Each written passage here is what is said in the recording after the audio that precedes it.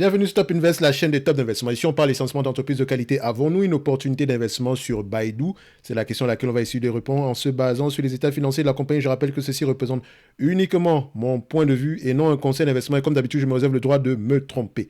Alors, ici, nous allons regarder vite fait. Voilà, comme d'habitude, on va étudier la tendance des revenus, des marges, la dette nette. On va regarder le PER moyen et on va essayer d'évaluer à peu près combien est-ce qu'on serait prêt à payer judicieusement pour cette compagnie-ci.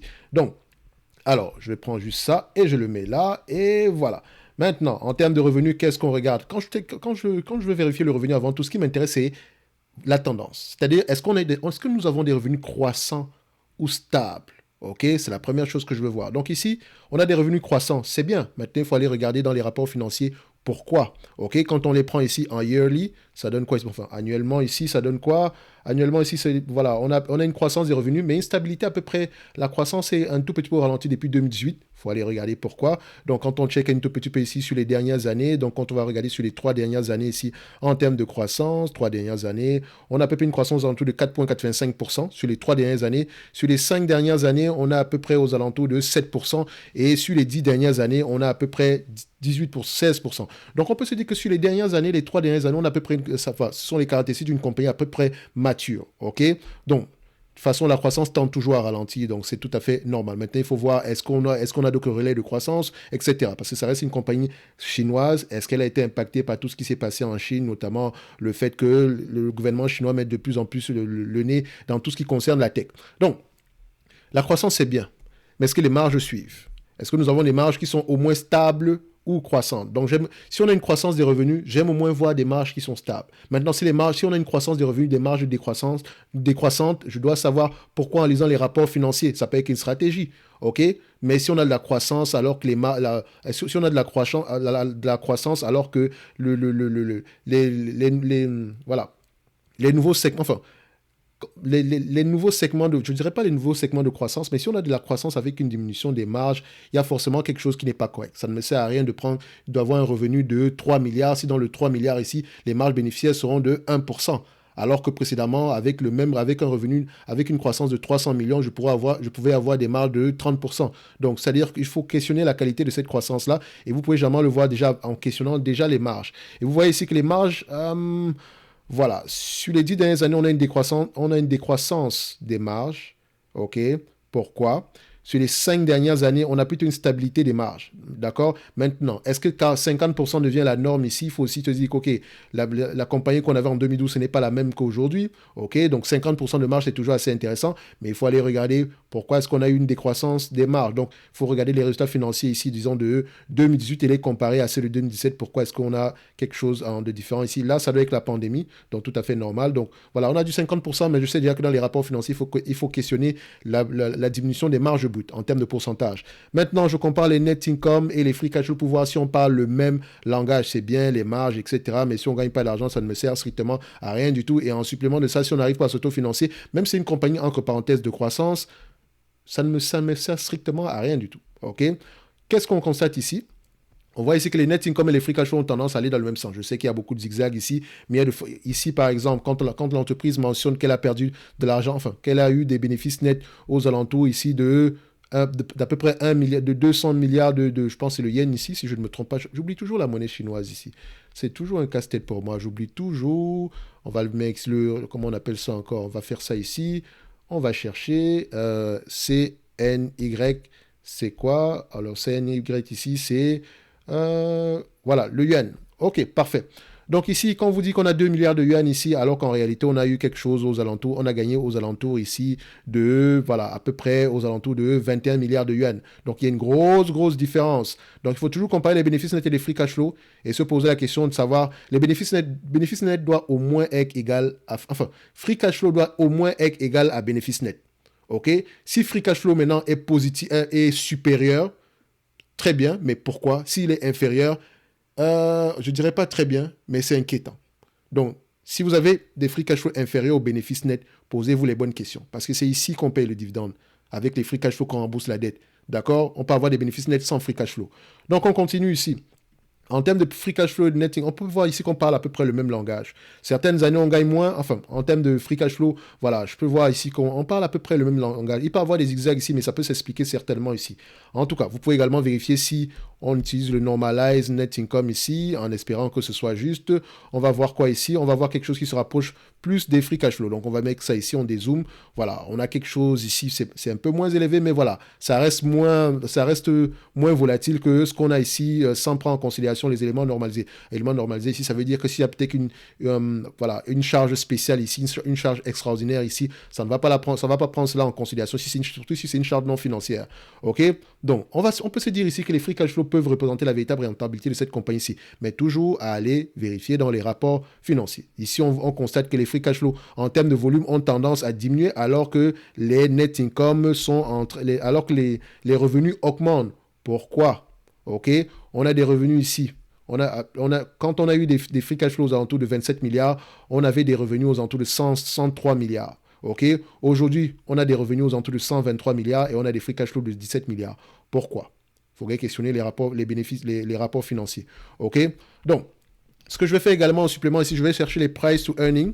Vu que ce sont les free cash flow qui m'intéressent ici, donc on va prendre ici les price to free cash flow. Pourquoi? Parce que je pense que les free cash flow représentent la véritable rentabilité de cette compagnie ici. On va regarder la médiane des price to free cash flow. On voit ici que le marché paye généralement 25 fois les bénéfices. Sur les 20 dernières années, il paye 25 fois les bénéfices. Sur les 10 dernières années, il paye à peu près 22 fois les bénéfices. Sur les 5 dernières années, il paye à peu près 18-20 fois les bénéfices. Je prendrai 20 fois les bénéfices, même si elle peut s'échanger à 25 fois les bénéfices, mais ça va dépendre de la croissance. Donc je prends 20 fois les bénéfices. Au niveau de la dette nette, qu'est-ce qu'on observe? Est-ce que nous avons une entreprise qui a une énorme dette ici? Je rappelle que ça, c'est en yuan. Donc c'est 83 milliards de yuan ici. Je vais juste l'arrondir ici. Je vais le mettre ici en dollars américains. On convertit directement. Ça me donne ici une dette nette ici. Du cash net aux alentours de 12 milliards. 12 milliards, 40 millions. OK? Le nombre d'actions ici, ça donne combien? Nombre d'actions, on a à peu près 350 millions d'actions. OK? Quand je prends déjà mon 12 milliards, donc je prends ici, voilà, 12 milliards, combien? 12 milliards 0,4, d'accord? Divisé par le nombre d'actions. Le nombre d'actions ici, c'est combien? On a à peu près 350,13 divisé par 350,13. Ça donne ici au total 34,38. Donc, on a une dette nette aux alentours, on a du cash net aux alentours de 34 dollars et 38 sous par action. C'est en dollars américains, je l'ai converti. On a du cash net à ce niveau-là. OK. 20 fois les bénéfices, c'est le PER. Maintenant, j'ai besoin de ma dette nette ici ou bien de mon free cash flow net ici. Donc, on va d'abord vérifier ici si en termes de free cash flow, on a tendance à avoir raison. Vous voyez que l'estimation ici, c'est vraiment du 50-50. OK. Sur les 5 dernières années, ce n'était pas ça. OK, quand on regarde ici, on s'attend à des free cash flow très élevés ici, mais attention, les analystes n'ont pas tendance à avoir raison au niveau des free cash flow. Je compare les free cash flow et les net income ici ajustés. Ceux-ci sont ajustés, donc ils sont généralement normalisés un tout petit peu ici. Vous voyez qu'on s'attend à une douzaine de milliards à peu près avec les free cash flow ici, alors que là, avec les net income, et là, on est à peu près à 16 milliards. Donc, si je prends le 12 milliards, excusez-moi, 12 dollars par action, c'est parce que c'est en dollars américains ici. OK, il me semble que c'est bien le cas. Je vais juste vérifier ça ici. Est-ce que c'est en dollars américains? Donnez-moi juste un instant. Il faut que je vérifie ça. Donc, est-ce qu'on a ça en dollars américains? Donc, analyse scorecard. Où est-ce que je peux aller vérifier cette information-là? Performance, non, forecast, custom. OK. 12, 12, 12, 12, 12, 12, 12. Alors, il faut faire attention parce qu'il faut absolument que je puisse vérifier qu'on a à peu près aux alentours. Bon, je vais déjà voir ce qu'il y avait ici. On était à 8,54 dollars ici. 8,54. 350 multiplié par 8,54, ça donne ici 3 milliards de dollars. Donc 3 milliards de dollars ici, si je convertis ça en yuan, ça va me donner combien?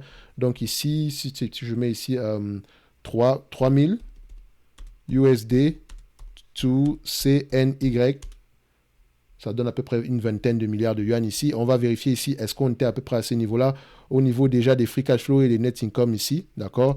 Net income, voilà, on vérifie ici. On était à 6, mais normalisé, on est à combien? Normalize, net income, normalisé, on était à combien? On était à 11 milliards ici. Et en free cash flow ici, normalisé, free cash flow, normalisé, on était à combien?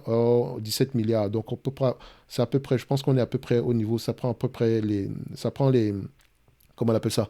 Ça prend en considération le dollar américain. Parce que si on prend le 17 milliards ici divisé par 350, normalement, si on avait 17 milliards divisé par 350 millions d'actions, ça allait nous donner aux alentours ici de 48 yuan par action. Or, ce n'est pas le cas ici. Ici, c'est généralement les dollars américains. OK.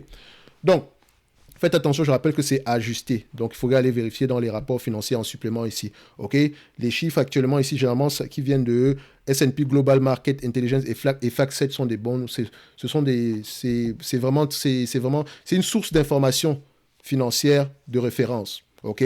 C'est une source d'information financière de référence. Donc voilà, c'est pas du. Il y a de fortes chances ici que ce soit les analystes, l'estimation vraie des analystes ici. OK? Faites très attention et que ça soit l'estimation vraie de l'entreprise. OK? Faites attention. OK, on ne fait pas l'estimation, mais que ce soit les véritables bénéfices nets ajustés de la compagnie. OK? Ce n'est pas une erreur. OK? C'est pour ça que j'aime bien utiliser FastDraft ici parce que j'ai accès à cette information-ci qui individuellement coûte des dizaines de milliers de dollars. OK?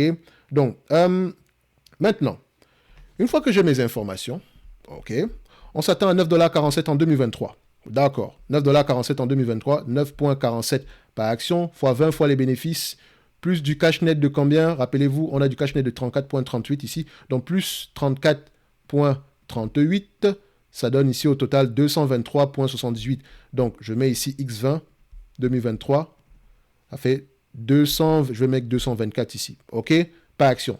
En X20 2025, admettons que les bénéfices nets attendus en 2025 se réalisent, d'accord. On aura combien ici? On aura à peu près 12,31$. OK, je rappelle que ce sont les bénéfices nets ajustés et que les free cash flow ont tendance à être plus élevés que ça. OK, fois 20 fois les bénéfices, plus le cash net à combien? 34,38 plus 34,38. Ça donne ici au total 280,60.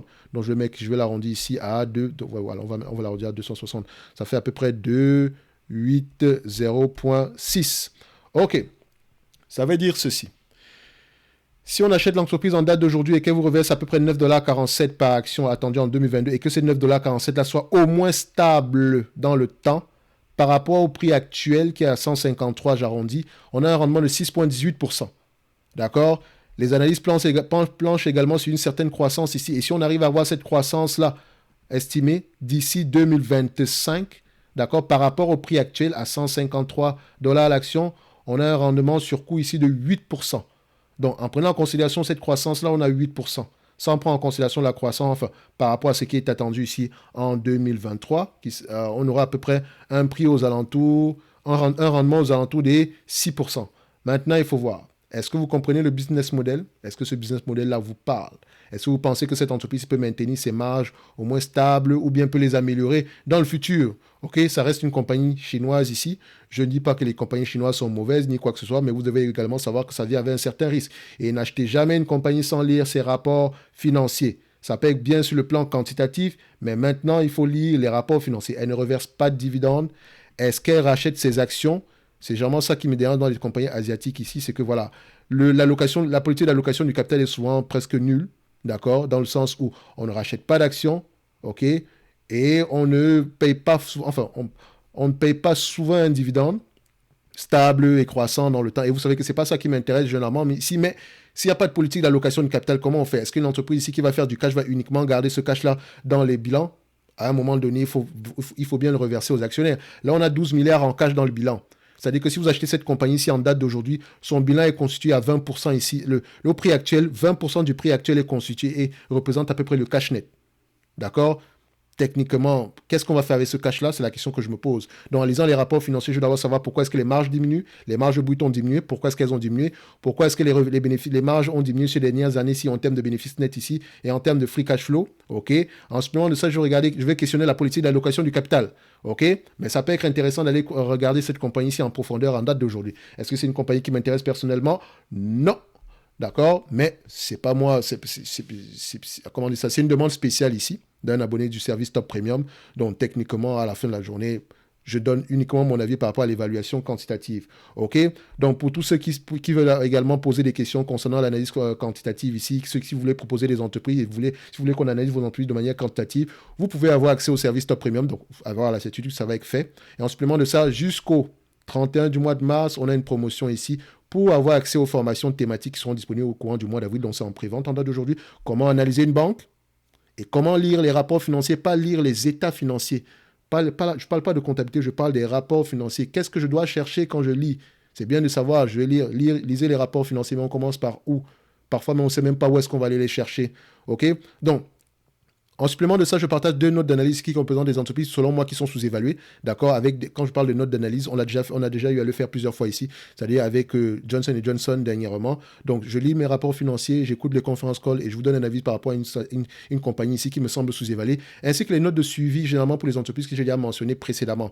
OK? Dans ce moment, ça, vous pouvez demander des demandes d'analyse ici, voilà, quantitative, et en recevoir à peu près tout ce qui est offert dans le service de la Top Newsletter gratuite. Et je rappelle que pour avoir accès à la Top Newsletter, simple, on vient là, on vient sur la chaîne Top Invest. Une fois qu'on est sur la chaîne Top Invest, on va sur À propos. Une fois qu'on est sur À propos, on va sur Newsletter gratuite. OK? Et vous aurez accès à cette page aussi où on partage essentiellement des analyses sectorielles comme celle qu'on a partagée dernièrement concernant le secteur ici des laboratoires pharmaceutiques. Et vous avez constaté ici aujourd'hui que j'ai fait plusieurs vidéos, enfin les précédentes vidéos ici, avant celle-ci, parlaient essentiellement de laboratoires pharmaceutiques qui sont bizarrement toutes sous-évaluées en date d'aujourd'hui. Dans tous les cas de figure, si Baidu vous intéresse, le prix actuel est intéressant. Et voilà, et le prix actuel pourrait représenter une opportunité d'investissement. Mais attention, lisez vos rapports financiers. On se dit à bientôt. Merci.